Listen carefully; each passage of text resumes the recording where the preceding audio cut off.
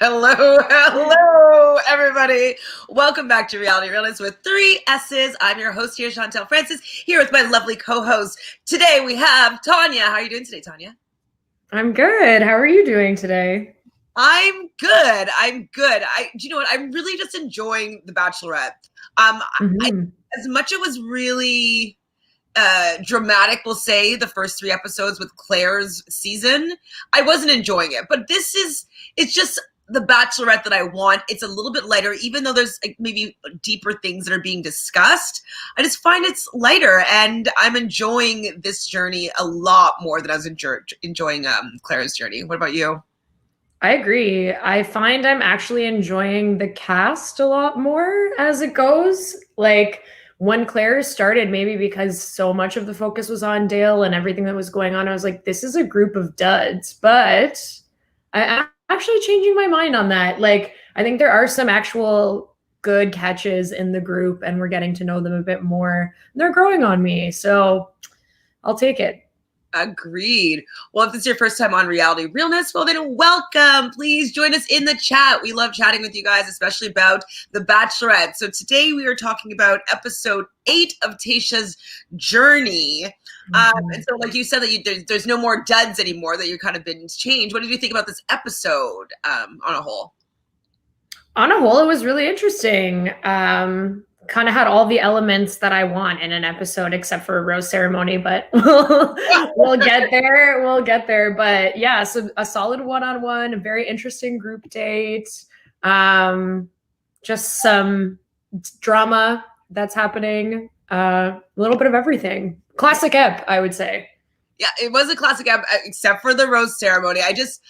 Maybe it's because they don't have as much content as usual, but I just like the format of date, group date, rose ceremony. Just give me that. Like, it's just so easy just to stick to the formula. I'm never excited about, a to be continued episode. It's just like it actually just annoys me, as opposed to make me really want to see. Like, I'm watching the next episode. You don't need to bait me with to be continued over something, a 2-on-1 date or whatever. Exactly. It's the same way when The Challenge does this too, where they don't do an elimination at the end, or it doesn't follow traditional structure. It's like, okay, I appreciate that there's everything that you want to fit in, but please just give us a rose ceremony. Let's keep it moving. There's still a lot of people left, and we're on week 8. Let's go. There's a lot left, which is I was looking. There was still 15 people, which I thought was very interesting. I was like, why are we getting a rose ceremony? We're on week 9 now. I know traditional seasons are about 12, 13 episodes. Maybe they're going to go to 14 or 15, maybe 16 even with the after the rose and all that stuff. But by week 9 or even week 6, if we take out Claire's, we should have, I think, less than 15 people. No? Mm-hmm. Yeah. I agree. Totally agree. So it kind of starts off with, did it really start with JoJo? It did, yeah. Tayshia bringing out croissants, she's going to make them, yeah, right, props person is paid for the props, and she brings out the table spread, whatever, and she has a special guest, and it's JoJo. What do you think about JoJo showing up as Tayshia's friend? Do we know that they're friends in real life? And B, are you a fan of JoJo? I wrote this scene down in my notes as Tayshia putting out the pastries, because that was the highlight moment for me, of her just walking in with the tray. It looked like I wanted a croissant or a Danish. But JoJo, I don't know that they're friends. I think this is the franchise trying to bring someone in, as we'll learn, for ulterior motives as well, but also just to have a successful Bachelorette kind of give this advice. As for how I feel about JoJo, I'm okay with her. I'm not I don't follow her on Instagram or anything, but I don't mind her. I think she was a good Bachelorette. She seems to have built a nice career for herself, so I'm okay with it. I don't know if you've seen the show, probably not if you don't really follow her, but she has a show with Jordan, the two of them finding like a shed on someone's property, turning it into a rental space and like flipping it for profit. And so I've watched a few episodes of that, and like they're both engaging and it's kind of fun. And I like the fact that they're still together, obviously. Especially because we knew from day one of JoJo's season that she was picking Jordan. Like there was no doubt in my mind. And so that's kind of what I wish that Claire just did. You know what I mean? Like we knew that JoJo was, going to pick him, and she still followed through with the process and just experienced other people. And so it kind of reminded me that like Claire really did blow up the Bachelorette in a way that I didn't enjoy. Yeah. I honestly think it's like, I don't know how I feel about it, because on the one hand, I'm like, yeah, like for the actor in me is like, you were cast to like fulfill this role.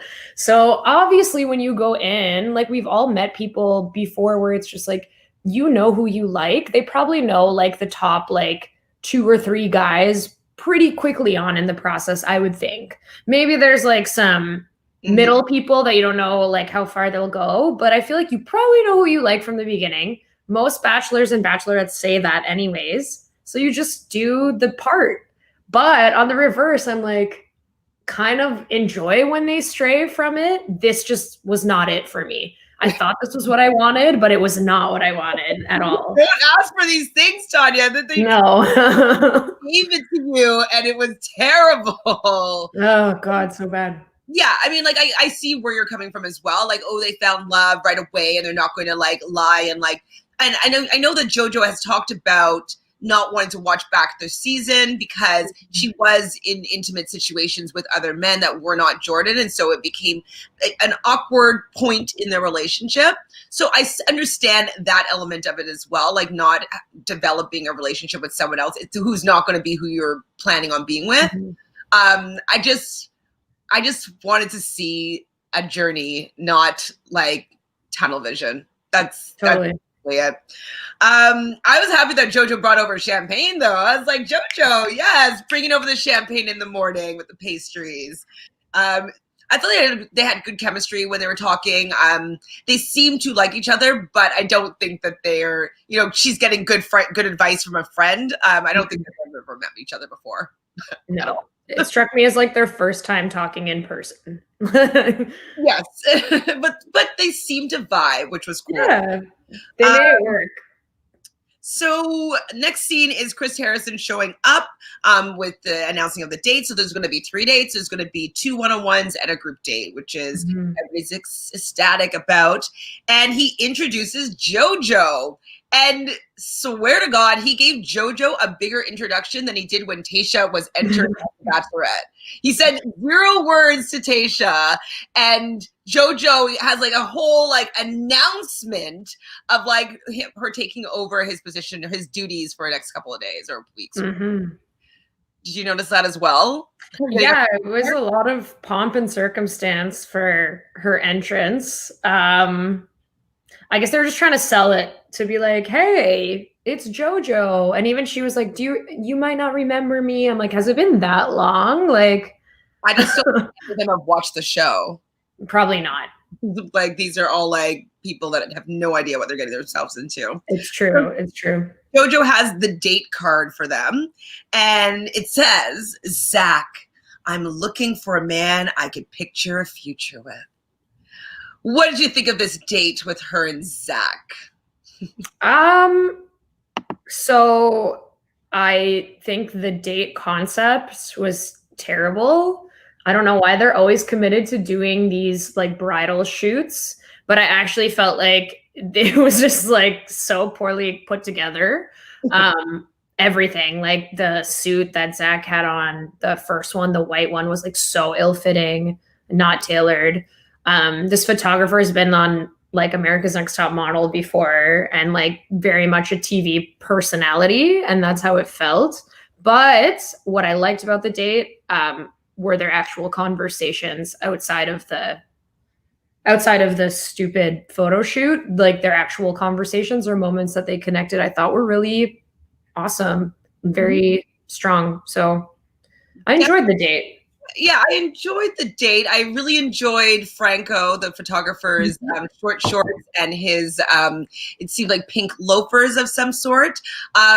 You could tell that we're on quarantine season because he seemed to be doing hair, makeup, and taking pictures. Like he was going around tweaking them, fixing their clothes, putting the veil in the hair, and then you see him behind the lens. So I thought that was really funny. But I was wondering, like, did he quarantine for 2 weeks? Like, how did that work? I was wondering, but they didn't really clear that up. Yeah, he must have. And he was doing the most, like literally. That's was like, you're quarantined for 2 weeks, but you're going to be everybody here. You're just like, no problem. Yeah. So Tayshia was obviously feeling nervous about putting on the wedding dress again, because she's previously been married. And I really did like how it seemed as though Zach really picked up and recognized that she was apprehensive and nervous, and he wanted to be there for her. And I really feel the chemistry between these two, like when they kiss and stuff. Like I don't kind of watch it because I'm not into him really, but I do feel like a little bit of like energy and chemistry between them. Do you get the same vibes? I don't know. I feel like, okay, so I think they have chemistry and I think they have a connection. I get the vibe that she is kind of giving a bit more to it on her end because she thinks this is the type of person that she should be with. Though I don't know that they have maybe the most fiery natural chemistry, though they do. But what I think from Tayshia is even like the way she reacted to the wedding dresses and then the conversation with Ivan last week, like I think she's the type of person who has experienced a lot of things and hasn't really actually worked through them. So memories are coming up, things are surfacing, feelings are coming out. She doesn't really know how to express them necessarily in the moment. So someone like Zach, who has gone through so much and actually can be direct about those experiences, is a really good match for her, I think, because he's able to kind of like help her feel safe and help her feel like she's supported. And if she wants to express herself, she can, like him checking in on her. He could feel that it was weird. He wanted her to feel more comfortable and he acted from that perspective. So I think he actually is a good match for her in terms of what she's like working through, but I just don't know that she likes him as much as she likes like Brendan, for example, in my eyes. I can see where you're coming from there. And Sam, hi Sam.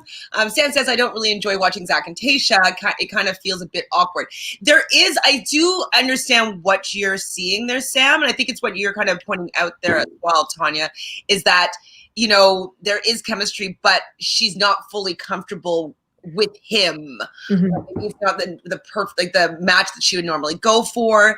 I do feel a little bit that he is sending out intense energy towards her that she might be kind of recoiling from a little bit. And that could be the energy that I'm picking up that seems like chemistry. It could be him like really like, I'm all focused in on you and you're going to fall for me. Like, you know, and having a lot of that energy and attention and like direct passionate energy towards someone, she I think is feeling a little bit uncomfortable by it, but she is allowing herself to embrace it a little bit. And so I can see it might be a mix of actual chemistry and actually him like really wanting to be with her and her trying to allow herself to be with him, if that makes sense. And also hi Sam. Hi Sam. So one thing though that we did learn at one point, I don't know when it was. Oh, actually I need to write this down. You must have noticed this and had a thought about it. When he whispers to her, because she asked him like, you know, what is he thinking about all the time when he like, you know, he just is staring or whatever. And so he whispers to her ear is that you have this breathtaking thing going on. What would you do if someone whispered that into your ear? I was like, I think he thought it was really slick in the moment that he did it. Like, I think in his mind, like it was like a rom-com and he was like, look how cute like this is. But then if I was on the receiving end, and I think also her, she was kind of like, okay. Yeah, okay, Zach. But I guess he wanted to save the depth for later in the date because there is a formula to it. Whenever someone's coming into a date with the energy of like, I need to reveal something about myself, it always is the same progression of like they kind of touch on things a little bit earlier on in the daytime portion. Then they get together for the night dinner portion. And that is when the real conversation drops. So it very much felt like he was aware of that structure too, and was kind of like easing in, which he had a lot to share. So I understand it's not something that you can just casually drop like that. I feel like I have a new off-season topic for The Bachelorette for a podcast. It's like, what is the formula of The Bachelorette? Like, so that would be actually really interesting to go through like all the tropes, all that to do it, and like just map out how The Bachelorette is supposed to flow. So right, I thought that'd be really fun to go through and be like, what is this show's structure, or how should it be? It has one. No, it does. But I also think they break it down. Like, here's the thing. They introduce all these tropes, and we as audience members, people who are like talking right now about The Bachelorette and the way that we are aware enough that we pick up on everything, but we don't know it all because they like break the formula to create shocking moments for us. So like we thought the 2-on-1 date was definitely going to be Chasen and Noah, right? But it's not, right? It like we kind of could feel where they were going, but we weren't 100% right. Like they always try and like play on our expectations in that way. So it's never 100% to the formula, but it's definitely formulaic for sure. And I find like we could probably make some rules for The Bachelorette. Kind of fun to have our own guidelines to the Bachelorette's franchise. Something to think about. Right. So I could tell that he is really, really into her, and I don't fully see it back from her. I mean, I think that she's obviously a catch. She's fun. She's beautiful. Like, she's seemingly intelligent. She's the Bachelorette. I don't see him being as great of a catch, even from what she's seen from him. In like, should be anyways in her eyes. What do you think she's seeing, other than the fact that he's older and has like a mature vibe? I mean, I think it's somebody who's now that we're aware of his story has overcome something and turned that into a big positive for themselves.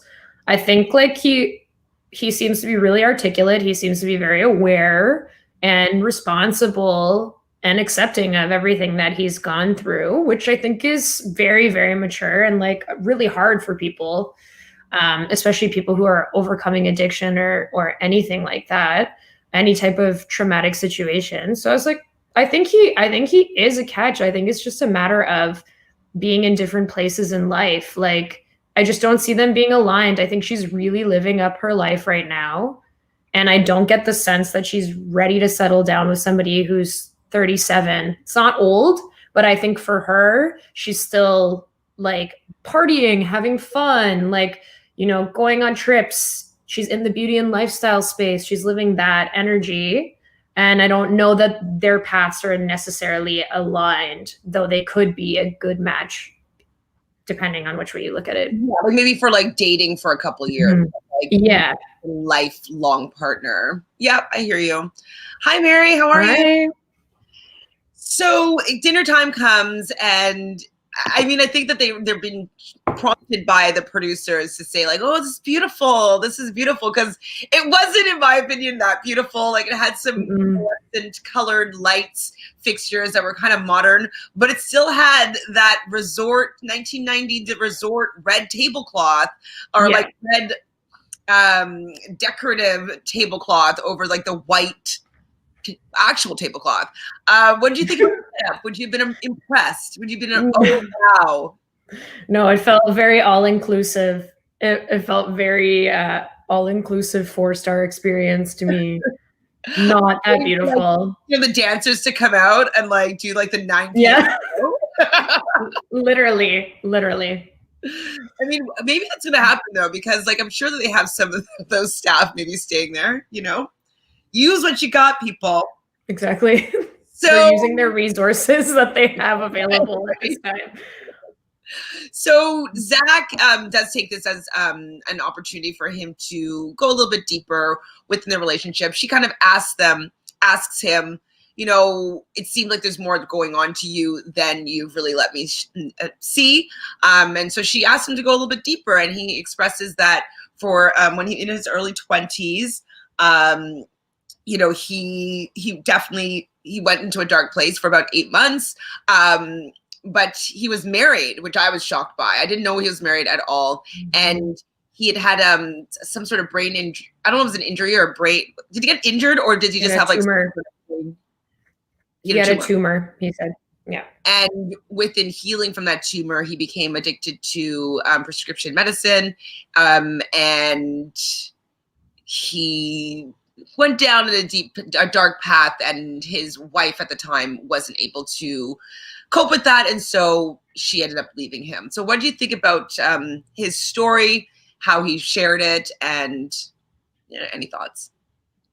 I thought it was really admirable that he shared it as plainly as he did. Like, I really think for people who use drugs to be able to articulate that, like I said, and come from a place where there's acceptance of everything that happened, but also he's actually progressed forward in life and is moving past that. I think it takes a lot of courage to share that. And I feel like he dropped a lot of information on her, but it didn't feel so heavy. Like, obviously it was a very heavy topic, but it felt like he was revealing it in a way that wasn't being played for drama or being played for the sake of just saying something sad that happened to him. Like, he shared a lot. Like, yeah, he had been married before. He had a brain tumor, which in and of itself is like an insane situation. Then his addiction. Then he got arrested and got a DUI and like all of this stuff. Like, there's a lot of pieces to that story.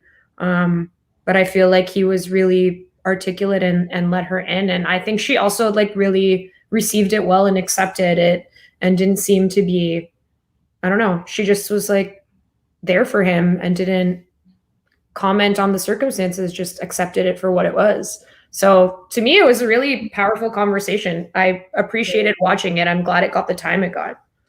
I agree with you. The only thing though is that I kind of felt as though it wasn't an ideal reveal for her. And I think that she's obviously very gracious and open-minded, open-hearted, and isn't going to fully judge him for this situation. But I do feel that if she has the background of Orange County that I'm picturing, I don't know if she would allow herself to even go super deep with a person that's had that colored of a past. I just from like even how her father is, it just doesn't seem as though she would walk down the aisle with him, in my opinion, just because it seems that she's had a little bit more of a sheltered life and doesn't really necessarily interact or develop strong relationships with someone that might have gone through more dark times. So I think that she's going to allow this relationship to run its course, but I don't see her keeping him as the front runner to this, in my opinion. Which is, I mean, this is, everybody's allowed their own opinion on who they want to share their life with. And so I can understand why she might not want to have him as her husband in the end, unfortunately, but I can see that happening. Kanisha, hi Kanisha. Kanisha says, I don't see Zach being a huge catch for Tayshia either. I'm just not attracted to him physically, and I do think that he has a nice personality. He's overcome stuff, and I do, like, as my own person, like, I like people that have overcome things because they've definitely had a lot of self-reflection and kind of maybe done a lot of therapy potentially, and, like, just a lot of work on themselves. So that's, I think, is what Tayshia is seeing in Zach, is the work that he's done on himself. So he's probably very self-assured and whatnot. I'm just curious if the stigma of what he's experienced is something that she would allow her Orange County persona to be her life mate. It's hard for anybody to get over those stigmas too. Like, it's something that we constantly have to like keep working on. Is, yes, people have pasts that are filled with challenges and some things that are really hard to digest. Like, all of that information individually is something that we're ingrained to like place judgment upon or feel like, that's just the reflection of that person. But I think, yeah, I was moved by his vulnerability in sharing that. I thought it was nice. I agree though, and that's kind of what we said from before, is he's like this person that we don't necessarily find physically attractive, but there is something grounded and mature that is worth exploring. And I think it's kind of that vibe for her too. But I'm with you. I don't think he's her number one. No. I don't think so. Hi, Dolores. How are you? Hi, girls. Looking good. Hi. Keisha says also Zach's sordid past is a red flag to me. And where I would say that it would be a red flag to me is that I work in personal development and personal growth, and he may have done the work, but I'm wondering has he really gone in and fixed what allowed him to become the addict, what allowed him to become that person? Hopefully he's done enough work that he's rectified with himself for those things. I would be, though, worried that it hadn't been resolved and that it might resurface in a different way. You know what I mean? So it would be a red flag for me as well. I'd be very, very, very wary and cautious with how deep I went into a relationship with him. For me, it wouldn't be a red flag, but it is definitely something that you have to be aware is continual work for anybody who struggles with addiction of any kind. Like, that's a lifelong process. So if you also have to be understanding to be on that journey, and that is a choice, like you said, that somebody can make or not make for themselves. Not everybody is equipped to be that kind of partner. And that's okay. It's just about understanding what you're looking for, I guess, and what you're willing to, push past to get there. 100%. Flora says, I didn't catch it, but how long were these issues? Was it like within the last few years? It seems as though it was in his early 20s. So he's worked through it for a while. Mm-hmm. He did go to rehab a couple of times, but one time that seemingly has worked. And he's now sitting in the board of the rehab facility that he received treatment through. So as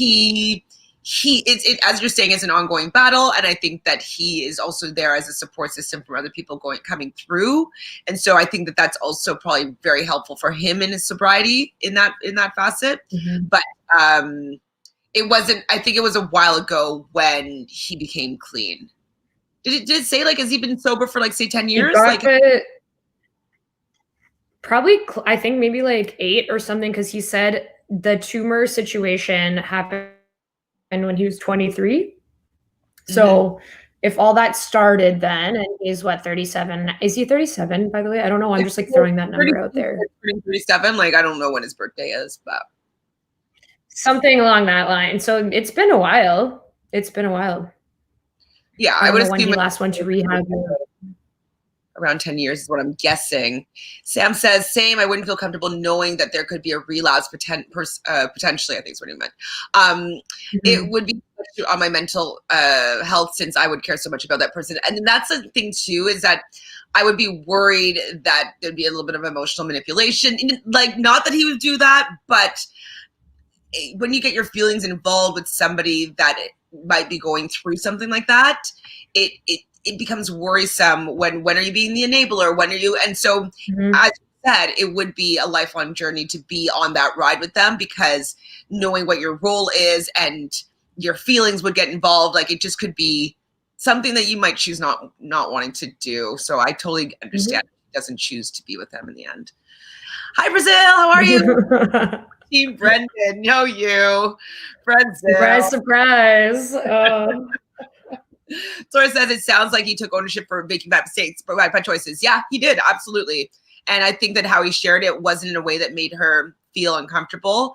And so I do definitely give him kudos for it's a television show where you have to be vulnerable, but you don't necessarily need to share all that with somebody. So yeah, I'm very impressed that he was able to share it in a way that was digestible and didn't seem like it was any sort of emotional manipulation. It kind of, he said it well. Kanisha says, I have exes that were past addicts. They all relapsed at some point or took up other addictions. Also, I have a best friend who suffered through having a brain tumor removed and developed no addictions. Mm-hmm. Interesting, Kanisha. And that's what I would be worried about, is that has he resolved and worked through whatever allowed him to become the addict? I know that he's probably worked through not using again, but I'm wondering if whatever that whatever that hurt, that pain is, that he has that been resolved. That's what the relapse is that if that hasn't been fixed. So yeah. Hopefully there's various, like, thanks for sharing that, Kanisha. There's like so many different, stories of addiction and paths and different things that occur, like people that are able to live a sober life and people that relapse several times, and that's all part of that. So yeah, it's tough. It's tough, but I'm glad that it like inspired even this conversation, because I think it's something that people need to be aware of and need to be able to start to have conversations about. Absolutely, because I don't know if it's because it's 2020 or just like it seems as though the Bachelorette this season has allowed conversations to come up that I would never picture coming up before. Even last week when we had Tayshia talking about Black Lives Matter and how she feels as a Black woman in Orange County growing up, like you don't really get to hear that. I know it makes a lot of people uncomfortable talking about race and race issues. They'd rather just not have it be addressed. And so the fact that the Bachelor Nation is hearing these stories that are a little bit less glossy and veneered, it's nice. It's a nice change to see that there's becoming a little bit more depth into the show. And then right next week we're gonna actually later on the next scene next scene is they're still getting but I do like seeing the depth and showing a little bit more realness to people and where people have come from and just how people are growing in this world. I'm kudos to the Bachelor Nation franchise for getting a little bit deeper with some of these really interesting and necessary issues. So I'm impressed, with the Bachelorette here. So that was pretty much all that happened on their date at this point. They go back to Bennett. And Noah. What happened here, Bennett? Bennett I really liked him. He had like a lot of good one-liners. And how did he let himself get involved in some thing? I'm going to call it an entanglement, okay, with Noah. I think he got gassed up too much, honestly. Like, I feel like the guys are all like, he's so funny, ha, ha, ha. Everything he does is hilarious. We love Bennett, blah, blah, blah. The audience is like all into Bennett. We've talked about what an interesting and funny character he is. And I feel like he just took it too far this time. This was not a good ep for him. Not a good ep. Not at all. And, he was saying that he was sad for Tayshia if she had to have a one-on-one with Noah. And I just was asking myself and, the universe, like, why does he care so much? Like, I just think of Noah as a non-entity, like maybe a little bit, but like, I really do not see him in the end with her. I really wouldn't put any stock on them going on a one-on-one date. I really wouldn't care if he got like the rose. Yes, maybe he's taking it from him, but I just don't think that I agree with Bennett that I don't think that Noah and Tayshia are the match. Yeah, of course not. But it's just poor behavior from a grown-ass man, allegedly, to be able to just get over it. I feel like I'm literally just like defending Noah, which is crazy because I don't even care about Noah that much at all. But it's just like, again, to your point, why? Like, he's not even a factor. Yes, he got that rose. And he's annoying, but like, so who cares? What does it matter? Like, what? Like, get over it. It's a little bit of younger brother thing. I don't know, and like, kind of, or I don't know. Maybe Bennett is actually just a bully and likes this kind of overpowering Noah. But like, it's just such a weird dynamic that I thought that he would be a little more mature and to not be engaging in such like petty. I like petty, but this is like, it's just not a good look. If you're trying to be mature and trying to play that angle, then do that. Don't engage in this way. And I think he's instigating it half the time too, which is even worse. Like, not only is he engaging, but he's also kind of like stoking the fire constantly, and it's unnecessary. God. So bad. But we get a date card. And it's going to be Spencer, Ivan, Ed, Blake, Brendan, Riley, DeMar, Bennett, Ben, and Noah. So we got Bennett and Noah on the date. And the quote is, express yourself. So Easy is excited because he's going to be getting the one-on-one. We kind of learned that because he's the only one that doesn't have a date, and Zach already had one. Mm-hmm. So back to Zach and Tayshia. Zach definitely gets the rose here. Tayshia talks about how she thinks that he's incredible. I do feel like there's like an interesting attraction. I'm wondering if it's because he's projecting his attraction for her, and then she's just kind of like going with it. I see it more on his energy, on his side. Like he's sending a lot of energy, and so that's kind of what I'm feeling when I feel like a little jolt. I don't know if it's completely reciprocated, but we'll see what happens. And so, wait, what did I write here? Oh, one thing that Zach said, that he feels that he's a miracle and that he's really lucky in the situation. And, the fact that he's on this TV show in the middle of a pandemic and he's finding love with someone as amazing as Tayshia. I liked how he kind of phrased that all together. I don't think, though, that this is his love story, which is kind of like sad a little bit. Like I kind of feel like it's the beginning of the end of their relationship, if that makes sense, Like producers know how it's going to end. And so they want this swell here because I think we saw it's a bit of a push for sure. Have you seen the preview for next week? Yes. We'll talk about that later then. Okay. Concerning. So there's like some big light switch though, and then after dinner, and like she pulls it, and like it reveals the lights up on a Ferris wheel, which I thought was really cute. I really love a Ferris wheel. Have you been on a Ferris wheel before? I am terrified of Ferris wheels. I do not like being on them. I feel like I don't like heights. I don't like heights where I'm out in the open. I don't like things that can be rickety, where they sound squeaky, where they shake back and forth. I don't like it. So I would be terrified. I really don't like Ferris wheels. So when I wish I was one of those people. I would love to like enjoy the view, but I can't.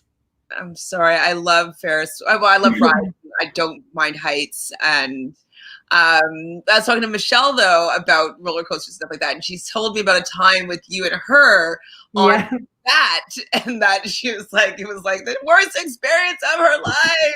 Just hated it. I actually don't mind roller coasters, surprisingly, which I shouldn't make sense because I don't like heights, but I feel more like held in, maybe. I don't know. But she was mentioning though that like maybe you had like, was it you that had it wasn't clicked, it didn't click in or whatever? Yeah. She was freaking out. Poor Michelle. We were about to leave the platform. And for people that don't know this roller coaster, like it starts like pulling you up backwards and then releases you. You like go through the track and then you go through the entire track again backwards. So it was like pulling us up. It was starting to move off and my restraint just like came up. Like it literally just like opened. That might scare me. And then we were like, stop. Like she called to the people like, stop the ride. And they had seen it, whatever. But then I just didn't get off. Like we just didn't get off. Like we just stayed on. They came and they secured my restraint again. And then we just rode the ride, which in retrospect was pretty crazy to do because that was scary that happened, but we rode it. I'm here telling the tale. I survived. You're telling the tale. Oh my goodness. Like that would scare me a little bit. It's like, why did that pop open like that? Like, are you sure that's just fixed? That's resolved? It was I've been on Ferris wheels lately. When I was in Portugal, me and my friend Nicole, we rode the Ferris wheel at night, and we just did photo shoots on the Ferris wheel. So we're just like taking like tons of pictures, and like he just let us go around and around and around for like half an hour. So I'm not scared of them. I think that they're fun. I think that they're very dating. Like if you want like a date moment, you're going on a Ferris wheel. Super cute. I thought it was cute. And so they get on the Ferris wheel and they kiss on the Ferris wheel, and it's a cute moment. I liked it. Overall, I liked their little date. I liked that he shared a lot about himself. I liked that she seemed open and receptive to him in the moments that he was being super vulnerable. If she found his past to be a red flag, she didn't show that. She showed a lot of compassion and consideration. And I think that it allowed her to go a little bit deeper with him. I just don't know, though, if it's going to be deep enough to like get him to the next level. Maybe like, he'll get to like the final 4, probably. Oh yeah, I think so. Like, I still would put him in the front runners category, but yeah, we're all feeling it. Even from the comments that we're getting, we're all like, yes, but no. Like, that's kind of the vibe. Yeah. And so does she eventually, which is interesting. I can't wait to talk about that. So we go on the group date, and basically they're doing a life drawing. These poor guys, they're just so like nervous. They're like, Blake's like, I'm gonna have to get naked for the 3rd time on The Bachelorette. It's true, like super awkward. But instead it was a couple that was posing naked for them to draw and do life drawing. Have you ever done life drawing? No, not with like real models or anything. I've been like done sketching classes before, but like still life, not with like people posing. So in my OAC year, yes, there were still OACs when I went to university or when I went to high school. I took life drawing class, and it was for extra credit in art. And so actually we did have all these naked people like that we had to draw in charcoal or whatever. And I probably have it somewhere, but I actually used it for my portfolio, because if you could what they teach you about life drawing with charcoal is actually just drawing shadows instead of you can see all the people are trying to draw the outline of people, and it just looks terrible. I'm not the greatest drawer, but I've taken 100 art classes, and so you learn to draw the shadow, which you can see the shadow a lot easier, and you can do those in swipes of the charcoal. And so I made some really good life drawing pieces that I ended up framing, and I used it for part of my portfolio when I was auditioning to be a photography major at Ryerson. I didn't end up getting in, but I was top 50, and they only took 48 students, so I was never. Just to throw that out there. What would my life have been if I went to Ryerson for photography? It would have been very different. I wouldn't have been here, I don't think. It would have led you somewhere. Right? Or maybe I would have always come right back here. Who knows? But maybe. I remember. So Sam says, that he thinks that right now she will choose Brendan in the end. I'm feeling that too. But I feel like there's a lot of tears that are happening. So in the preview, so I don't know if that's going to be as easy of an ending as we hoped, So how did that fight happen with Bennett and Noah? So did Bennett already put his name tag beside Tayshia? How did he claim that seat? Why did Noah want to sit there? What happened in that exchange? I'm not quite sure. I just know he assertively said, I'm sitting there, that's my spot. And then Noah was kind of like, are you serious? And he was like, yeah, I'm serious. I'm not joking. So I don't know if that was just I'm just staking my claim of this seat situation, or if production had told him that he was sitting there and maybe he went to go sit there and then Noah was sitting there, obviously, because why wouldn't that happen in this situation? But it felt very, very tense. And if I was Tayshia, I wouldn't want to sit beside either of them, really. So that sucks for her. Well, okay, the second part of this little date-a-roo is they had to put blindfolds on and mold things out of clay. Mm-hmm. How did you feel about Bennett going in for the kiss with the blindfold? Did not like that. I didn't feel like that was the move for that moment at all. I mean, this date was they were trying to, some of the guys were really starting to try and articulate things a little bit more deeply. I don't think that this is the date to do the show-offy kiss. And I also don't think that that blindfolding called for a sexy moment like that. Like it just was like they're sculpting. Like it just felt not right. Well, you think he's in like Ghost, like the moment like molding the pottery and like maybe that's what he thought. I don't know. It just like she didn't seem like she wanted that to happen, really. No, just like okay. Yeah. Which is not a yes. How do you feel about Canadian Blake making the penis out of clay? Like, I'm just wondering, like, if production just is tooling him and the editors are just trolling him, because he literally is edited to be the most creepy person. So he made that penis, and then suddenly someone, I think it was Spencer, was like, he's always talking about sex. I'm like, what's going on with this man? Like, who is this man? Why is he so strange? Is he actually this strange? He can't be. Like, I'm sure he must actually like not just be this way. I don't get it. I don't understand him. And he couldn't even explain the penis. He just laughed, and everyone laughed about it. I was just like, that's him. I'm like, what the hell is this? And you piece that with like him so upset with Claire. Like if we put all of his moments together, oh my God, please somebody, can you piece together all the Blake moments? Because I just want to see his story arc like in one flow. But like, how he was like, he went on a date with Claire and then he got swerved and he didn't get the kiss, like awkward, and then like doing his confessionals, holding his like junk, and like so upset by walking around naked. And then like, what else did he do? Oh, and then like the orgasm over the loudspeaker, like hitting the side of the podium. I'm just like, I don't know what's happening here, but I don't like it. I don't understand. And I hope that's not the full picture of this human being, because for what we know of him, he is so strange. Like the Alzheimer's and like dementia books. Oh yeah. Oh my God, I forgot about that. Oh God. I need to know more. I mean, one thing I did I learn this here? Did I look it up? But he's a Leo. I think I learned that somewhere. It's interesting. So he does like to have the attention. And Leos sometimes like to be playful and have fun in games. And so maybe being childlike and look, it's a penis, ha ha ha. Like maybe it's just him being kind of childlike.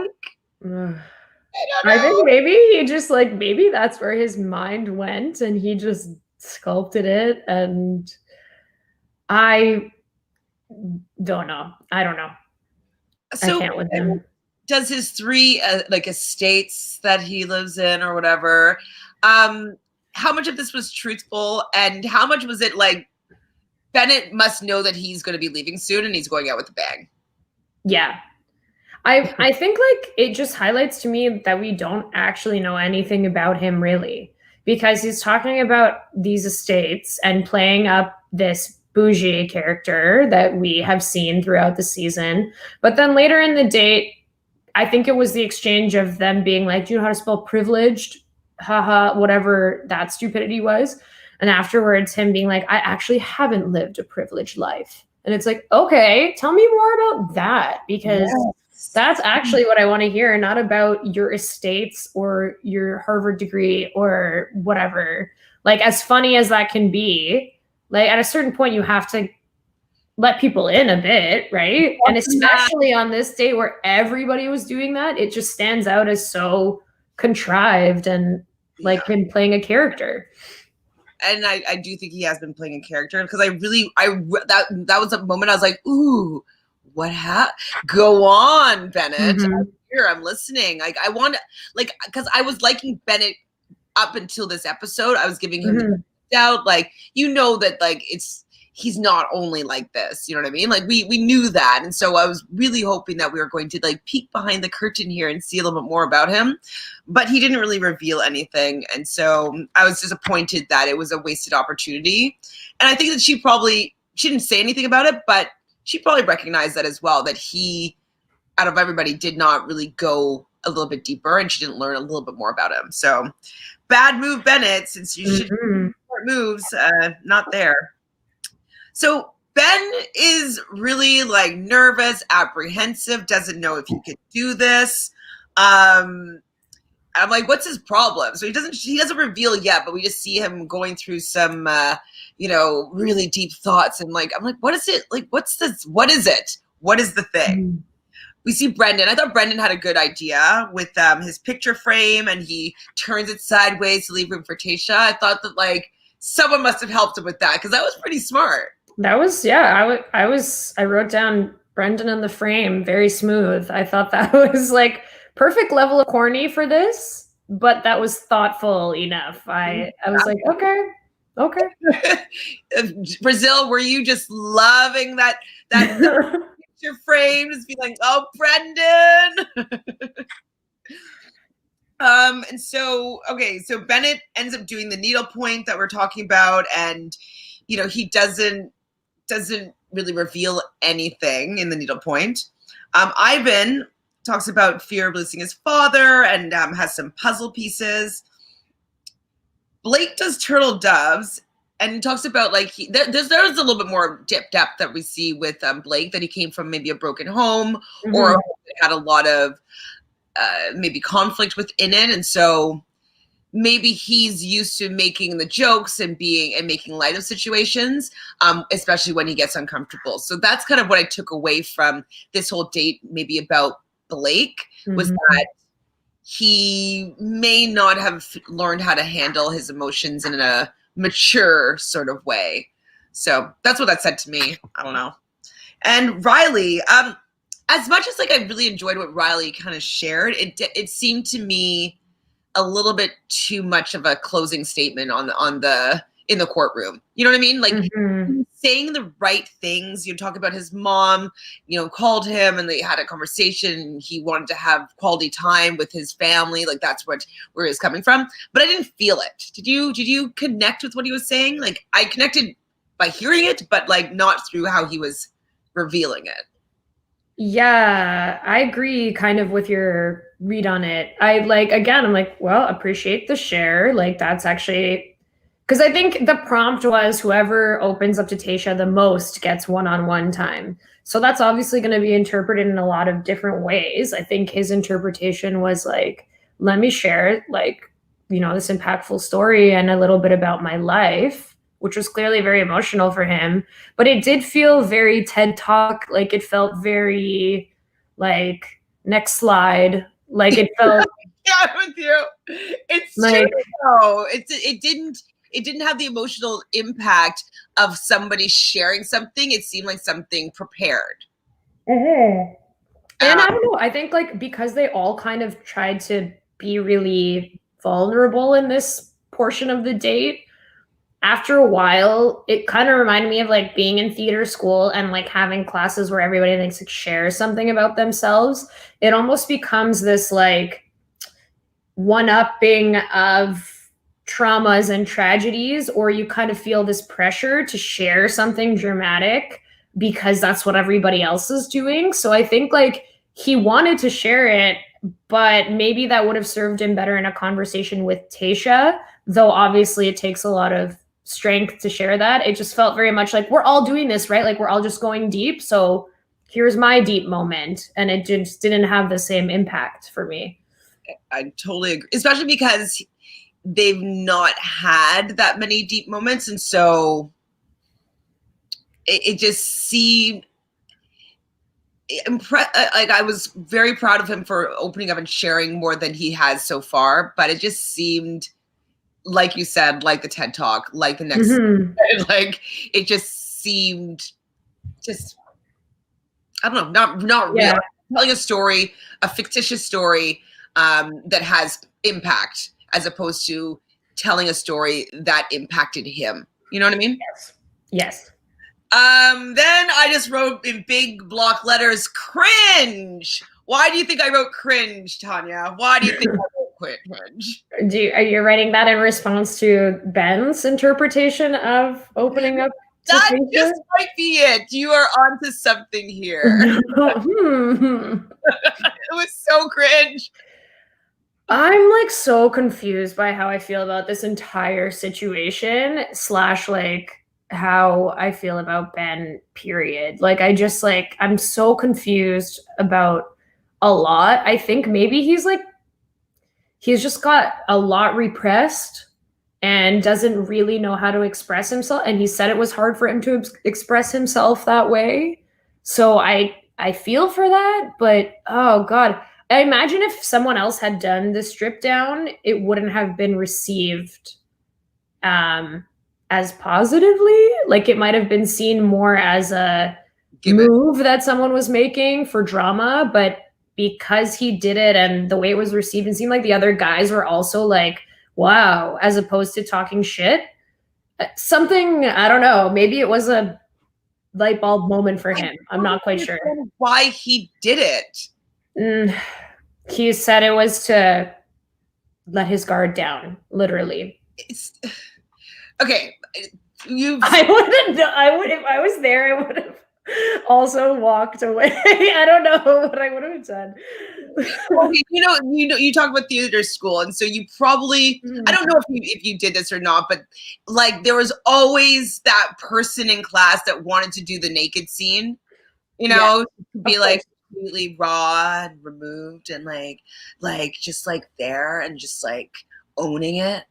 And so I guess I can understand the owning it moment, but I always felt that the people that did that were doing it as a gimmick. It was always just like, I want it to appear as though I'm really assured in myself, but really I'm not. But I could do this and people will believe that I'm really strong and assured, but actually I'm really, really not. And so maybe that was what was coming through more to me, is that he thinks that by him doing this, it absolves any insecurities that he has or that people might think that he has, and come across as some bold or whatever grown-ass man or whatever like he wants to be perceived as. And so I thought it was actually a gimmick, and it made me very uncomfortable because I felt that he was still really insecure. And I've never felt so awkward by like someone holding their like penis, like walking over to get like a kiss from her on the cheek.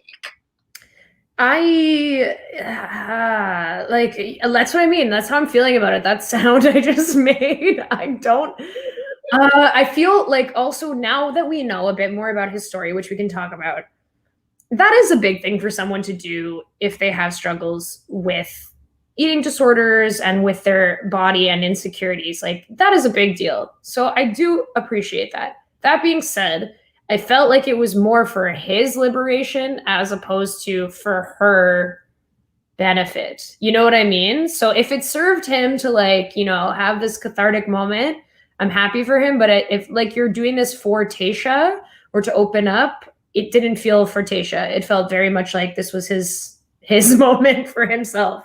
And okay, take it. Like, clearly it worked out for him. But yeah, it was weird.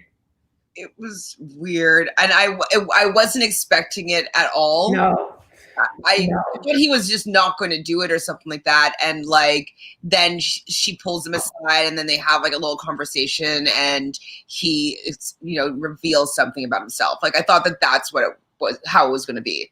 I didn't think that he was going to be coming back naked, like to reveal himself. Like, I don't know. It was very uncomfortable. I'm hoping that it was cathartic for him and that he got what he needed from it.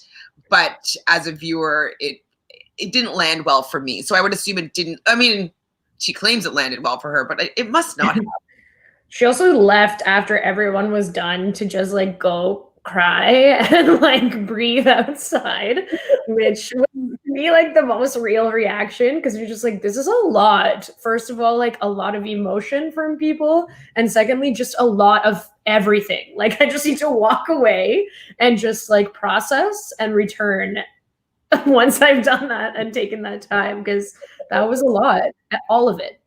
Imagine did I forget his name? Jason was still there. Like, like Oh, like so many that we've lost that I'm so glad we didn't have to see what they would have done on this date. It could have been even crazier than it was. I know. I know. So, when Tayshia comes back from having her moment with the producer, there's a lot of, I like those little behind the scene producer moments. I do like them. Just even hearing them talking to her, like we didn't see anybody this time around, but like we heard them. And she comes back and she addresses the guys, and you could hear that she's holding back tears. And so I like seeing that vulnerability, and that she wants to, she's being open as much as she can with these men. And so because she was so thankful, she wanted to have everybody join her for the second portion, the date portion of the night, as opposed to choosing just one person. How do you feel about that choice that she made there? I think that was the right call. Like, the spirit of the date was such that even though like there was the stupid Noah and Bennett drama that was happening, that wasn't really the feature. The feature was that everybody was sharing and being vulnerable. So I feel they were supportive of each other to a certain extent as well. Like, even the guys afterwards were kind of talking about it and sharing. So I think it was the right call. It would have very much felt sour for the people that didn't get picked. Yeah. When they did go outside of their box to share. So yeah. Yep. I agree. So at the date portion, Riley's talking to Tayshia, and in his confessionals, he's talking about really starting to trust Tayshia, and he's opening up more.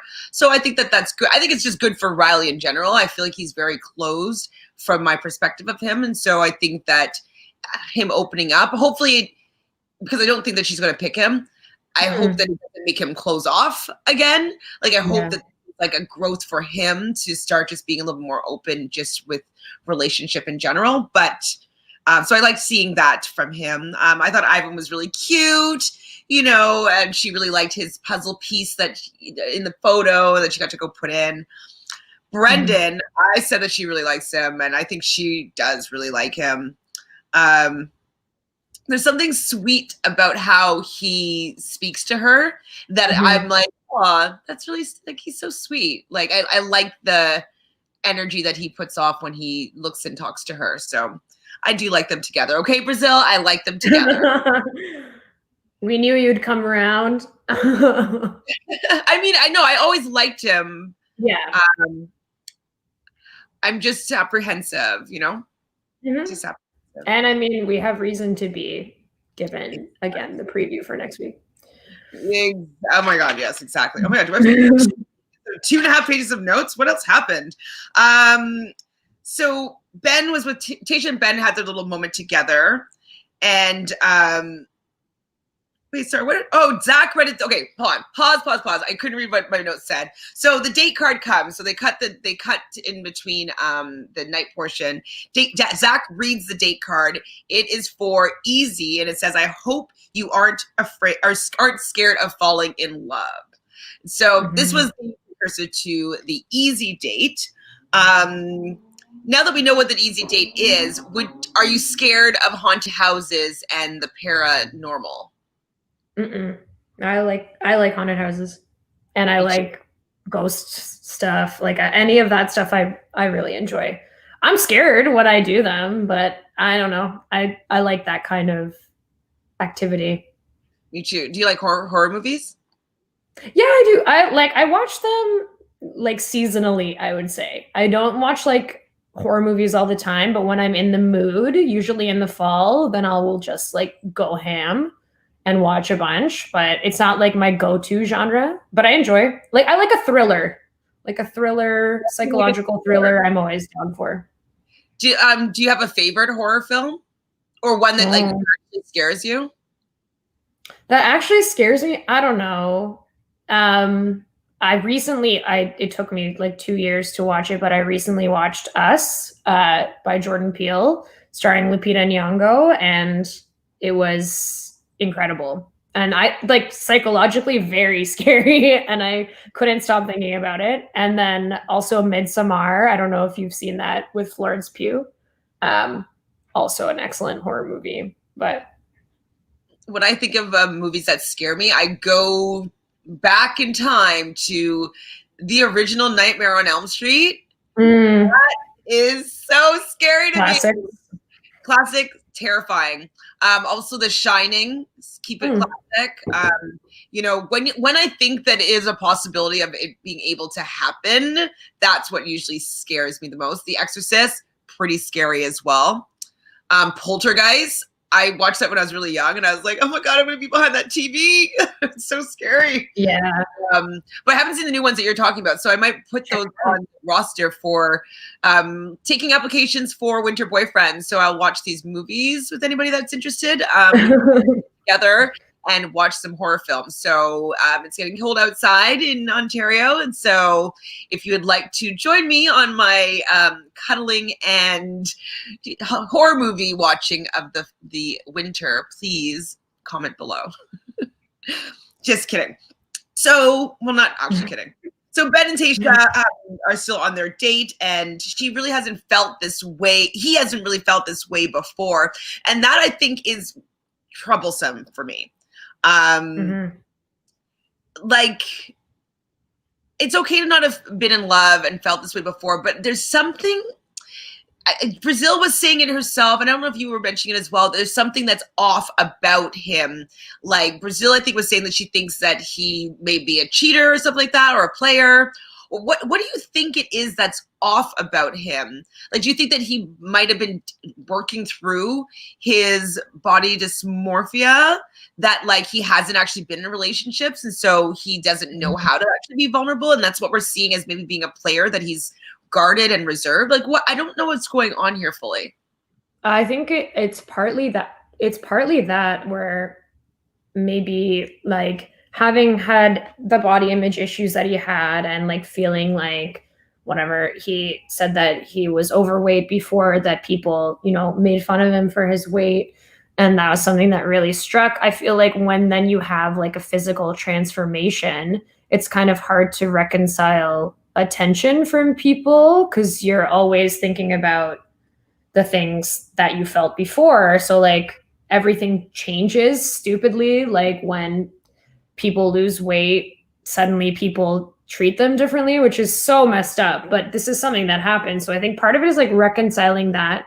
But then also I was listening to him on a podcast actually, and he like used to be in the military.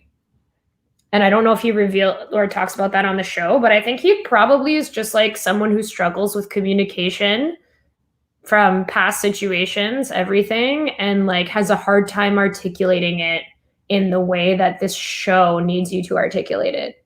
I think that's what it is. When you were saying that, it's actually, I think that he internalizes a lot of things.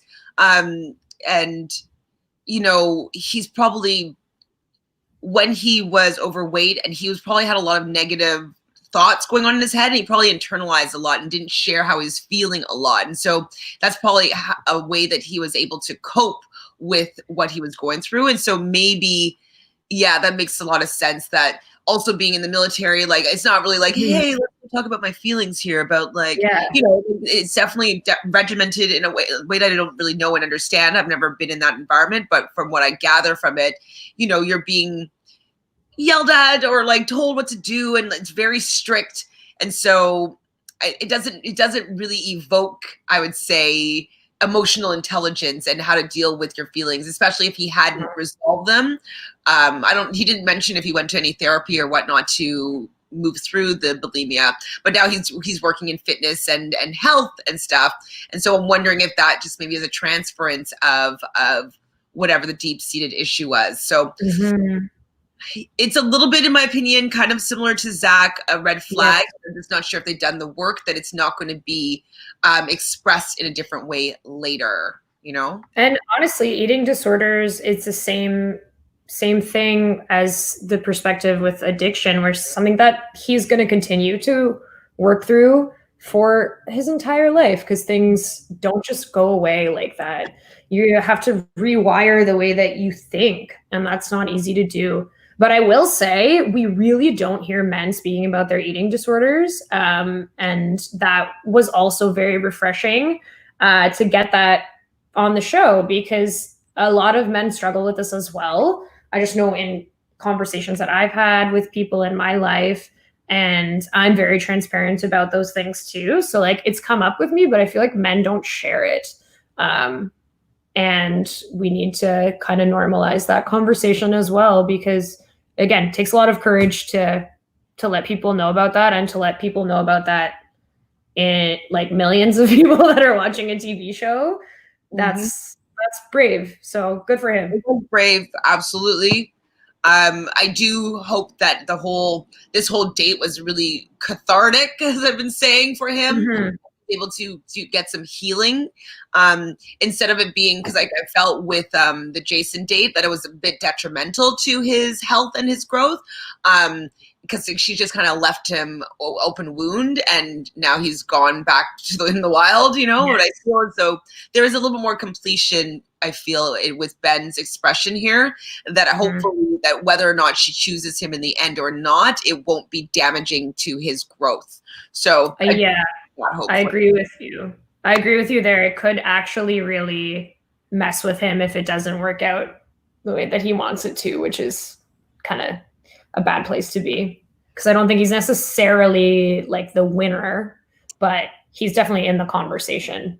But I think though that I don't think that it's going to break him. You know what I mean? I think that he's going to heal more from it. I'm hopeful. So Dolores says he may have problems with trust. You have a trust issue. Are used to being very, very overweight, and you are used to being very, very overweight. And when I lost everything, I noticed a change in people. Part of a trust, maybe that's what's it. Wow, Dolores, thank you for that perspective, for sure. Because I don't know personally what that would be like, being looked at differently, even though you're the same person on the inside. And so. Yeah, I could see how that could develop some trust issues and not want to be shared. Like, well, would you still be looking at me if I didn't look the way that I look right now? And that could be a game that they're kind of playing in their head internally. So, yes, I totally agree.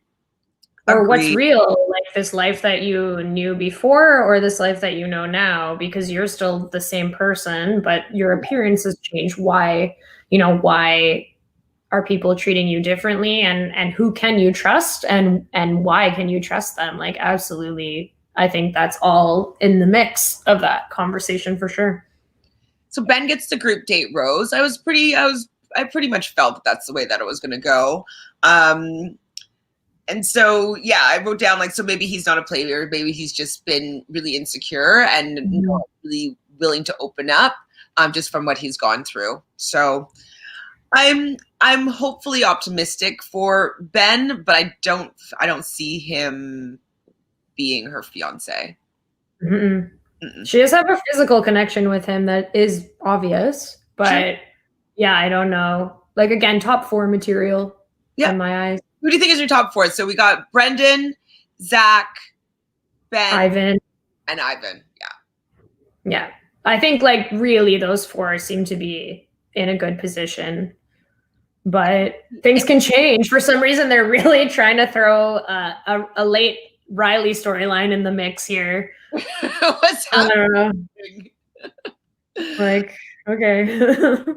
At the end of, though, after she gives the group date or the after date rose, whatever it is, Tayshia calls out Noah and Bennett, saying that she's going to get to the bottom of this. I wrote down, yikes, Bennett needs to let go. I think it's Bennett. Bennett needs to do this. Let it go. And I don't know why his ego is not letting him let this go. It's such a non-entity. I know.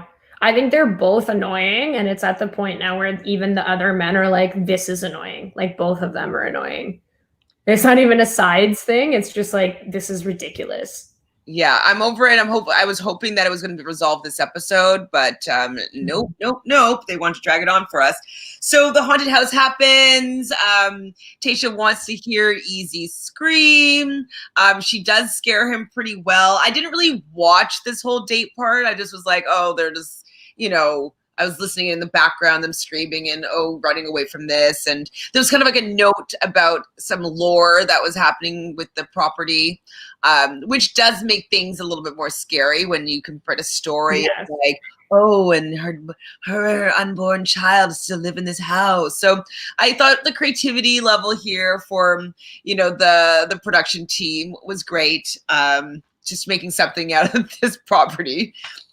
It was creative. Kudos to the team. Kudos to the whole team for coming up with a date that's actually did seem fun and was creative using the resort once again. It did seem like they were like really laughing and enjoying themselves. I would have loved that date. It looked fun. It would have been something that I would do in real life on a first date. Be like, let's go to the haunted house. Let's go to, let's do that. It's fun. And so I liked that they'd be giggling and laughing and clutching each other and like, oh my God, you get scared. Oh my God, you're scared. Like, it just was a light date that allowed them to smile and enjoy each other's company. Mm-hmm. The one thing is, even before the date started and Easy was talking about Tayshia in his confessionals as like, I think that he's more into her than she is into him. He looks at her and talks about her like she's like this angel that's like touched his life, that's going to change his life forever. And yes, she's gorgeous, all that stuff that we've mentioned many times, but I didn't feel that with her. And so I was just worried that if he had even a really good time on this date with her, that it wasn't going to go well. Did you feel this as well, or was it just me? Yes, I feel like he skipped the hierarchy of telling someone that you like them on The Bachelor, and he went straight to I'm in love with you, or I'm falling in love with you, when this is like the first one-on-one they've had, really the first like quality time they've spent together. You have to start with a like, I'm starting to have feelings for you moment first. Like, that's what all the other guys have done that even have a deeper connection with her. And they're like way more progressed and at the starting to fall for her phase. So I think he really, he pushed for that angle too soon. And when you're on the receiving end of that, if someone's like, I'm in love with you, and I know that that's true, and that's how I feel, and you're like, I barely know you, then it actually makes your chances way worse of getting a rose. No. Because it puts you in a bad position. Like, all she needed to do, I think that she didn't give him the rose, spoiler alert, because she wasn't there. Like, she wasn't where he was. I think that she may have given him the rose if he had just said, like, this today really solidified the fact that you are somebody that I really want to see in my life moving forward. And I really want to work on our relationship and develop something really deep and strong. Yes. Exactly. If he said that, I think she'd be like, oh, that's so sweet. Like, I don't know if I see you as in the future, but like, I'm willing to, walk down that path with you a little bit longer. But it doesn't feel good when you're not on the same page as somebody romantically. It feels very awkward and uncomfortable. And I'm sure that she's like, oh, I don't want to be going on dates with someone that's already picturing marrying me and I'm not there yet. Like, I'd recoil for sure and be like, Yeah. Hi, Ross. Ross says nobody's going to be her fiance. She's not ready to be engaged. Yeah. Agree. So she kind of hinted towards that during the wedding dress photo shoot date with Zach. And she said that she, isn't just going to jump, or no, I think it was actually when she was talking to JoJo as well, where she's like, I'm not just going to jump into an engagement because that's what I'm supposed to do or what, I should do. So I think it's already the seed has been kind of planted for this. Yes. And nothing is by accident by the editors and production. So Ross also says, I heard the property is really believed to be haunted. The story is real. I love more. That's awesome. I like that. Good for them. Fun. Let's go to La Quinta. Let's be La Quinta, El Presidente. Let's get the sweet. Let's get the pastries. Let's do it all. Yeah. Hear the baby crying. I actually really would go there as like let's see this. Do you think he'll give us a giant ice cream sundae if we ask for it? Probably like a pool on the ground. Gross. What else happened here? Yeah, so he's falling in love with her. No good. She isn't there yet. No rose. She picks it up and he's so excited because like, yeah, but I can't give this to you. I was like, oh, poor Easy. He looks so excited to be around her, and it seemed like puppy love or like a crush. And so I remember someone told me like, well, that's what a crush is. You get crushed because like you put all the expectations on a person that actually isn't what's really going on. And so I think that he had a crush on Tayshia and she broke his heart in this moment, you know? I think she likes him as a person, but not as a partner. And it's honestly a bigger move of respect to just be real with somebody and cut it off. Yeah. Because then it's, at least it's been done. It's direct and it sucks, but like she's just actually kind of doing him a solid in the long run by being honest with him instead of dragging him along after he made that confession, knowing that she doesn't feel that way, knowing that this is going to inevitably happen anyways. At least like this is like kind of, in my opinion, more respectful, even though it's hard to hear on the receiving end. For sure. And I think that if she looks with all the other relationships, like how she has with Ivan or Zach or Brendan, like they're all, she feels it back to a certain extent to want to give them roles and pursue something. And so the fact that she didn't want to give him, you know, high hopes for no reason, like I'm happy that she cut that off. But I think that she would have dragged it on a little bit longer if he didn't say the falling in love with you part. Because like, how is that possible? Is it, maybe he was taking a page out of Claire and Dale's book and he was thinking that that's the way that you do it. But yeah, no. N-O. Bad timing.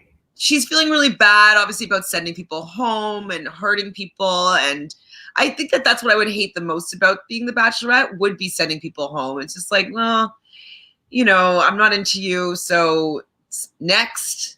But in person, it kind of sucks. So I feel for her, definitely. And Easy doesn't even know what happened. He's like, it went from great to goodbye, and Easy's crying in the car. Poor Easy. So JoJo shows up to the house again with the guys. They're supposed to be getting ready for the cocktail party. And she mentions the tension that's going on between Bennett and Noah. And so that Tayshia wants to see the both of them before the cocktail party. So the cocktail party is still going to happen, but there's going to be a 2-on-1 date beforehand. And one of the two of them will be going home. And, you know, we know how these editors work. So we see Bennett being super confident. And someone in the comments last week said that Bennett does go home. And I thought that Bennett was going to stay before this episode. Yes. After this episode, I was like, Bennett, you're not looking like the grown-ass man award recipient. Like, you are looking like the big baby. Where's the baby? And he's so confident in his confessionals that I'm like, he's 100% going home. Like, he needs to place. Somebody said last week that, maybe you said it last week, that it'll either be that he stays or that they're both eliminated.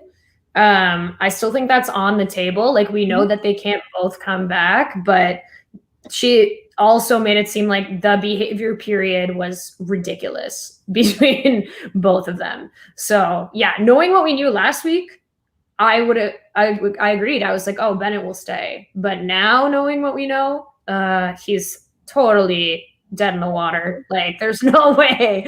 There's no way. So yeah, Ross doesn't think he means it either. I think that's the I love you from Riley. Yes. I think that he's just puppy love here. He'll be fine. He'll get over it. It's just like a high school, middle school crush that he has on this cute girl that's giving him attention. So yeah, they set up the date and we see Bennett with a nice gift that he's wrapped or whatever, and he brings it over to the date. And it's just him and Noah before Tayshia joins them. and he offers to give it to Noah for Noah to open up, or if he should open it up so he can explain everything to Noah. So Noah decides to let Bennett open up this gift. So inside the gift, there's a red bandana. What was that in referring to? Oh God, what did he say? They talked about he grew up on a farm or something like this, right? Something about that, and that it's red because he hopes that there's no bad blood between them.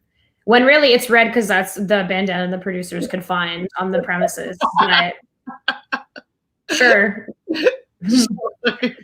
Wait, sorry, Ross is still talking about this. So, because he had no reason to fall for it like that. Exactly. Oh, his ranch. Yes. His ranch. Yes, that's it. I knew it was something along those lines. It was his ranch. And then he got these socks of his that he washed, and they're mustache socks. I guess it's in memory of Noah's mustache. And then a book on emotional, like a slightly tattered book on emotional intelligence. And I asked myself on this piece of paper, I'm like, why is Bennett teaching him about emotional intelligence? And saying things like, I'm not trying to belittle you, I want to love you up. What is going on here? What happened, Bennett? What happened? Why does the franchise love to use emotional intelligence as a concept? Like, shout out, Taylor walked so that Bennett could run in this conversation with this book. Like, clearly, again, a sourced material that was used specifically for the purpose of creating this drama. This entire gift is so silly. What the hell? Everything about it. The socks, the bandana, the book, him talking about emotional intelligence, the rap job on the present, all of it. It's so ridiculous. Oh my God. I really thought though, I mean, I guess it was the producer misdirect for sure, but when Bennett was rapping it, I was like, ooh, bringing a gift. Okay, that's smart to bring a gift for Tayshia. That smooth move. Like, well, how'd you have her? And then when I saw what it was like, Bennett, I mean, he must just have known that he was going and he wants to go out with a bang. Memorable, I guess, but I was like, no bueno. So Tayshia shows up and she starts listening to the both of them arguing. She does say that she likes both of them. And she was she's like, is this what goes on between you guys all day long? Like, it wasn't attractive. It definitely wasn't attractive at all. Would you want your husband arguing like that with a boy? Oh God, no. And she said also she feels like her integrity is being questioned, which, you know, that is a big no-no on this show. Cannot be questioning the integrity of the Bachelor or Bachelorette. That is not good. So she's pissed. And I also love that she was like, and what's that present? Yeah, what's the box? And if we're gonna do a cliffhanger moment, I did like that one. That's funny. It was so embarrassing. Because you know, when he explains it, she's gonna be like, what? Like, why did you do this? Like, there's no way that he comes out of explaining what that is and that is received with any positive reaction. Like, there's no way. Oh. So Ross says that he likes Bennett, but he's just too insecure. And so that might be what it is. Like, he might be insecure and has this facade. I mean, maybe he is quite wealthy and he did go to Harvard and all that stuff, but like, he gets to have that as a veneer of people giving him respect and treating him a certain way because he has this, you know, this elite status. But maybe on deep down on the inside, was bullied when he was younger, or he, you know, whatever. He could have gone through many different things. So I definitely can see that. I think that from how he's treating Noah, that he must have been bullied to a certain extent when he was younger.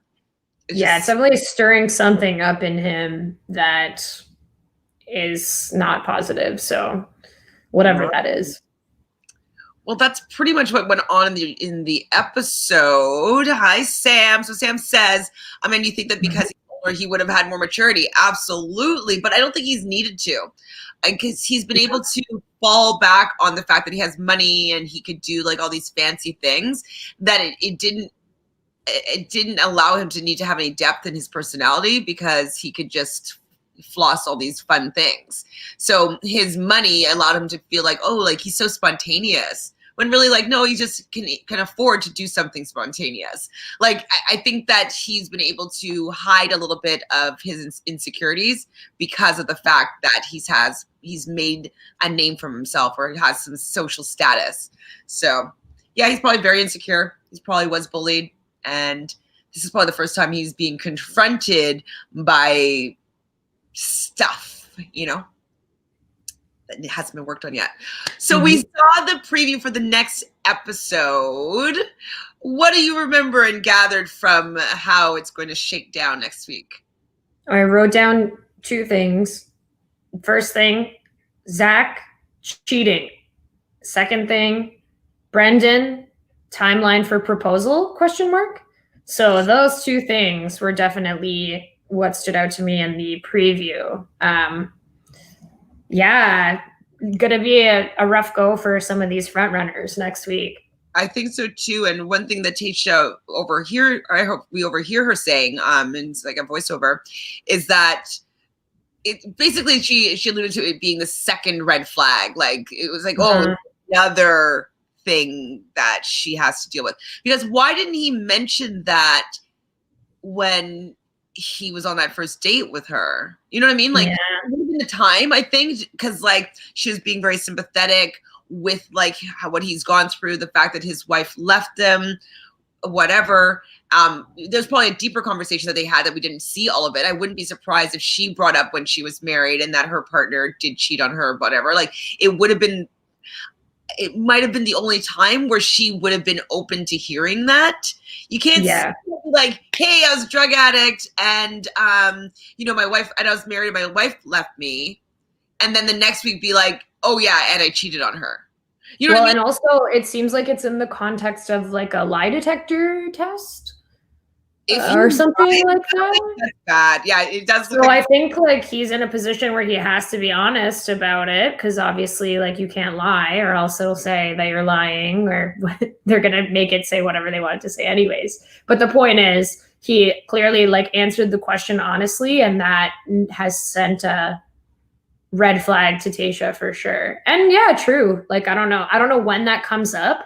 I feel like people don't just bring that up. I feel like it comes up in due time, but it's definitely not good that that's coming up in that way.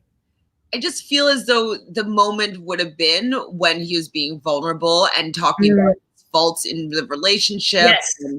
He could have maybe, talked about the reasons why it happened and like, he was feeling alone and this person was giving him like whatever it was. But I think it was just like it was the opportunity for him to reveal that part without her feeling like, oh, like this is part of his personality. Like he's couldn't do it again. You know what I mean? Like I just think that he should have maybe said it earlier. I don't want to give him too much credit, but we don't really know the context of it. And it's obviously still shitty no matter what. But I'm curious to know if it was like from that period of time in his life or like maybe from a different situation. I'm not really sure. I also understand that why he didn't bring it into that particular scenario. I was just picturing that like when he was kind of in his dark spaces, like that's it. So if I'm wrong there and it was at another time, I can understand why he didn't share it in that moment for sure. Yeah, we'll see. Ross says, I hope Brendan won't leave early. I feel like he's going to, but we never know. I feel like he doesn't want to propose at the end of this. Like, was he also married? Wait, yes, right? Yeah. So both of them have been married before, Tayshia and Brendan. Like, I think like ultimately at the end of the day, they're on the same page. Like, you don't just do that again in their eyes if you don't, have that 100% confidence. So I don't think if producers really want that engagement at the end, it looks like we're moving towards that, whether that's with Brendan or with anybody. I don't really know that I see her getting engaged either. Every week, it's like she's getting deeper connections with people, but the less I see her getting engaged. Yeah. Just like, which makes sense. Like you've been there before, you don't want to go through a process potentially that could also not end up right for you, especially on a TV show. Like, let's be honest about the chances. There's not a lot of surviving couples from the franchise. So it's just a realistic approach. Like, it's fair. Exactly. I think if they do it again, they really want it to be with somebody that they know 100% it's going to be working out with. And so I can see both being hesitant to making that big step on this show. But I don't know. Hopefully the paycheck of the Bachelorette and getting that proposal and that ring is enough to make it happen. Well, they still got it with Claire. I feel like that's almost like maybe why it could end up the way that she doesn't end up engaged, like we think, because they already pushed so hard for that engagement and like success story with Claire and Dale. So kind of we did get that. I know that even Tayshia said in the beginning, maybe she said like, hey, like, yes, I'll be the Bachelorette, but like, I don't want to be committed to an engagement necessarily. And so maybe she said that while Claire was still in the mix. And then, okay, so Harrison was with Tayshia at the pool and was like, she told her like her, you know, guidelines, whatever. And so he's like, okay, well, let's get a proposal then in front of Claire and Dale. Like, we can get that to happen. And so he walks over to Claire's house and be like, so you know what's next? Proposal. So maybe it was like that. Like, maybe they knew from the beginning that Tayshia wasn't necessarily going to get that proposal in the end. So I think they were definitely like doing risk management. Like, they're picking her. She like wasn't prepared for this because this wasn't like the initial time that she was being considered for Bachelorette. Also COVID, also like the way things went with Claire and them even replacing her, like all of these things are unusual. So I think that kind of had to cut their losses to be like, yeah, we're willing to have it be Tayshia, but like probably it's not going to be a traditional Bachelorette story. Yeah, I guess. I think, yeah. And you know, it's 2020, so like anything can happen. Yeah. Anything's possible. Okay, so hold on. What else do we have here? So Sam says, why did he come on the show knowing he wasn't ultimately ready? You are on the Bachelorette. Yes. Agreed. But sometimes maybe he just knew that he wasn't going to get with Claire. You know, maybe he's a model. Maybe you want Instagram followers. Like, you know, people. You get your 15 minutes and you like are able to extend that into a pretty lucrative career for a lot of these people. But I also think I think the smart thing to do if you're even in a position where you want to go on this show is you try and make it far, but you don't want to win. I think you want to make it far enough that you get that screen time, you get people invested in your story, maybe potentially open up to return to the franchise in a different capacity if you can, like a Bachelor in Paradise or Bachelor situation. But you don't really want to win. And I kind of feel like that's where he's at, where it's like, this is fun. He's made friends. He's got the connection. He likes her maybe more than he thought he would starting the experience. But like, do you want to get married? I don't think most people go on with that intention, even though they claim that they're there for that reason. And I also think that I don't think that any of the guys really feel like they're going to be the one that gets the married at the end. You know what I mean? Like, yeah, they just go in and be like, let's see what happens. Like you're saying, get to the final four. Like, let's do this. It's an opportunity. Let's see where it goes. It's an experience. Let's give it a go. And so I do think that he probably, like you've said, has fallen more than he expected. But I don't think that any of the guys coming in there think that it's going to be them. That's the one that's going to be getting down on a knee. I don't think any of them. No. And odds are against you also. So like you're one of whatever 30 people that start there, like chances are you're not going to win. So exactly. So Ross says she's not ready either. And she said yes to being the Bachelorette. Agreed. But like, I think that she might have had something in her contract that said that she didn't have to get the proposal. It just seems like they're going to let her like not do it. And it's probably because they got the proposal out of Claire. She's ultimately doing them a favor by stepping in as the Bachelorette, as opposed to like her needing them. Like, I think it's very much like a great opportunity that she took, but I don't think she was waiting for this moment. Like, No. she just now again, I need to get married now. This is my time. Doris says, I wonder if some of them go on there thinking that they may not win. I do. I think all of them do. However, they might get asked to be the next Bachelorette. Absolutely. oh yeah, Possibility. Usually a lot of conversations about the right reasons is about them only being on the show to hopefully be the Bachelor, the next Bachelor. So I know for a fact that that is something that crosses the mind of all the Bachelors and Bachelorette contestants, that like, I'm not going to marry this guy, but I'll get far. And so maybe I can be the Bachelor and get all this like newfound fame and Bachelor celebrity. Laura says, so this seems to be one of the few shows where forming alliances is not favorable. Could they do alliances here? It doesn't really work that well. Because nobody likes when all the guys gang up together on one particular person and it works out. So do they have an alliance?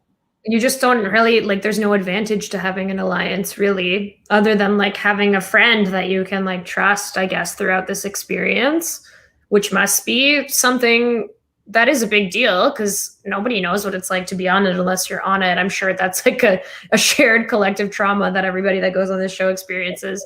But like, having an alliance doesn't mean that you'll go further at all, really. I mean, sometimes we've seen it play out, like even in Peter's season, like some friendships between girls, like being closer or not closer, impacting like the way people were eliminated with like Alea and like that whole situation, yada, yada. So I think like it can impact, but it's not like Survivor where like you need to have an alliance to get further in the game. For this show, you don't really need it. It's not going to help you that much. If anything, like if you have your bestie on the show, you're going on a 2-on-1 for sure. Exactly. Yeah. So yeah, it definitely is not a competitive in that way of a reality show. But that's all I have about this episode. Do you have any other thoughts that you want to share before we say goodbye? Not that I can think of. We'll see what happens next week. I'm excited for the next episode. I am excited for the next episode, even though the two continued. I hate having the rose ceremony at the beginning. It's so annoying. I'm just like, what's happening? Did they go on the date? Who went on the date? What happened? I know. It's just so confusing. It's weird. But I guess they're going to get to Bennett and Noah. One of them's going to go home. They'll get to the rest of the cocktail party, do the rose ceremony, and then the episode will start. Like, okay. Whatevs, but still enjoying it more than the first 3 episodes. So thank you, The Bachelor franchise, for giving me something entertaining to watch that's pretty light and just enjoyable. So that's all I got. Are you working on anything that you want people to follow you at or watch you on or any of that jazz? Not really. If you want to follow me, my handle is right there. You see? At Tanya Philly. If you feel like following me on Instagram, that's really the only social media that I use regularly. So fair. And I've told most of you, but I'm playing right now. I'm an online Big Brother game. He snuck in that it's 100 days. Before it was 85, and I thought the 85 days was long. It's 100 days. It's all stars. So Brazil, who you guys are familiar with, is going to be playing as well. She won season 4. I won season 3. And it is all stars. So everybody's going to be a returning player. Well, if you want to follow along and see how we do, I haven't put it in yet, but I will put a link in the bio as to where you can watch the episodes.